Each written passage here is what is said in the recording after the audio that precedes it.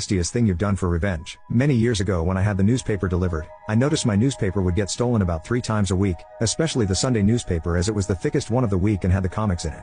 As I paid to have my newspaper delivered to my lawn, I was getting fed up with it being stolen. I had my suspicions about the thief being my next door neighbor, as the husband was a tight-fisted cheap bastard about spending money.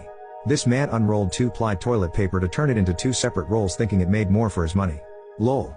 If I had confronted him about stealing the paper, he would have just lied.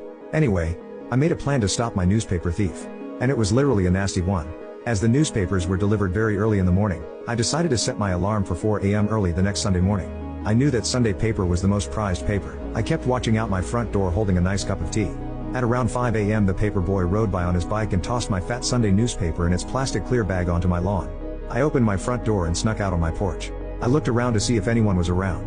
Nope, no one around, and the neighbor's house was dark, meaning they were still asleep. I walked to my newspaper, picked it up and brought it into the house. I opened it and took out the comics, which was my favorite section.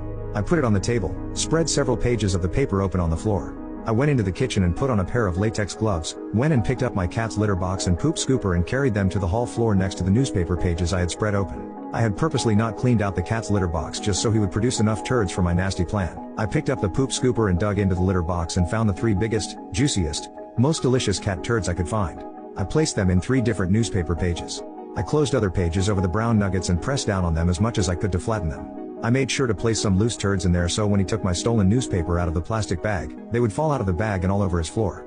I carefully rolled it up again and placed it carefully back into its clear plastic bag. It took me about 30 minutes to do all of this. I then took the newspaper outside, and looking around to make sure no one was around, and after checking the neighbor's house was still dark, I tossed the newspaper back onto my front lawn in the general area the paper boy usually throws it. I took my smirking ass back into the house.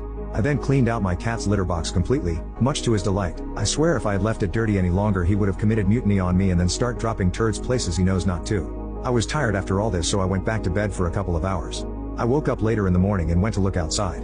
The newspaper was stolen just as I knew it would be. However, after that Sunday, my newspaper was there on my lawn like a faithful friend every single day, including the fat Sunday newspaper.